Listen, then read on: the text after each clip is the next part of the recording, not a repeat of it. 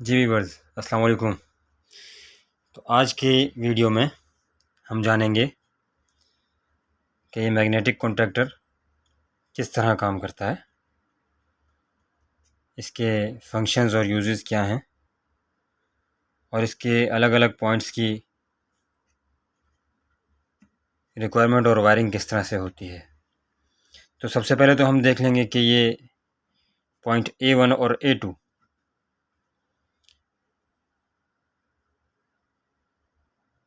ये दोनों पॉइंट इस कॉन्टैक्टर की अपनी कॉइल के हैं, क्योंकि इसे हम इस्तेमाल करते हैं किसी भी ऐसी जगह पर जहाँ पर कंट्रोल एंड कमांड सिस्टम ज़रूरी हो।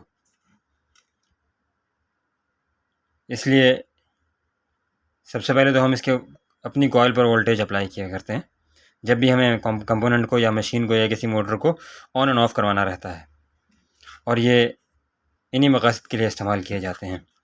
PLCs में भी और RLCs में भी रिले लॉजिक कंट्रोल और प्रोग्रामेबल लॉजिक कंट्रोल दोनों तरह के सर्किट्स में कॉन्टैक्टर्स इस्तेमाल हुआ करते हैं।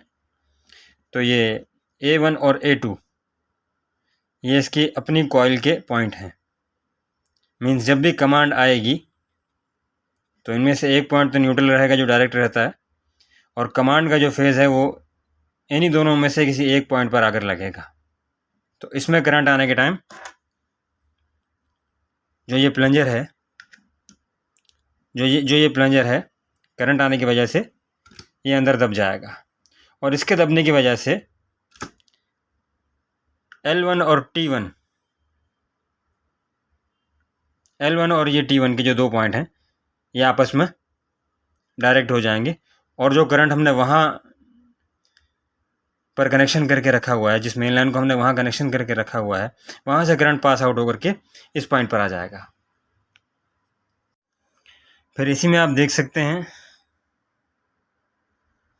इस कॉन्ट्रैक्टर में जो NO और NC के पॉइंट्स हैं, जैसे ये NO है और ये NC है, तो ये दोनों पॉइंट बेसिकली देखिए ऊपर भी हैं और ये इन साइड पर भी हैं और आउट साइड पर भी हैं।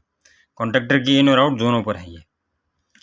तो ये basically normally open and normally closed, ठीक है ना। ये नॉर्मली क्लोज है और ये नॉर्मली ओपन है। तो अब हम इस कॉन्टैक्टर की चेकिंग मल्टीमीटर के ज़रिए भी करेंगे, ताकि हर एक पॉइंट की पहचान जो है वो अच्छी तरह समझ में आ जाए कि कौन सा पॉइंट किस वर्किंग के तहत यहाँ पर इस्तेमाल होता है, किस ज़रूरत के तहत यहाँ पर इस्तेमाल होता है। तो सबसे पहले तो हम देखेंगे कि ये A1 और A2 जो इसकी अपनी कॉइल के पॉइंट्स हैं, हम इन्हें चेक करेंगे इस मल्टीमीटर की हेल्प से। तो मल्टीमीटर से इसको चेक करने का तरीकाकार क्या है कि सबसे पहले तो हम मल्टीमीटर को सेट कर लेंगे कंटिन्यूटी या बजर रेंज पर। इसे बजर रेंज पर सेट करने के बाद हमने इन दोनों पॉइंट्स को अब अलग अलग पॉइंट पर टच करके चेक करना है। तो सबसे पहले हम चेक करेंगे कॉन्टैक्टर की अपनी कॉइल, ठीक है। तो अब ये कॉन्टैक्टर कॉइल पर हमने इस मीटर को टच कर लिया है और इसकी रेजिस्टेंस वैल्यू हाई है, तो इस वजह से बजर नहीं बजा रहा, लेकिन इसकी कॉइल जो है वो कंटिन्यूटी शो कर रही है, तो ये ठीक है। और अब इसके दूसरे पॉइंट को भी हम इसी तरह से चेक कर लेंगे मल्टीमीटर की हेल्प से। जैसे कि ये नॉर्मली क्लोज है NC, तो इस वक्त क्योंकि हमारा कॉन्टैक्टर जो है वो ऑफ पोजीशन में है,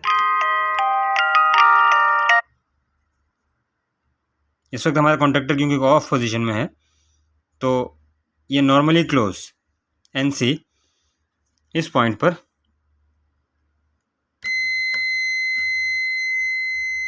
बजर शो कर रहा है,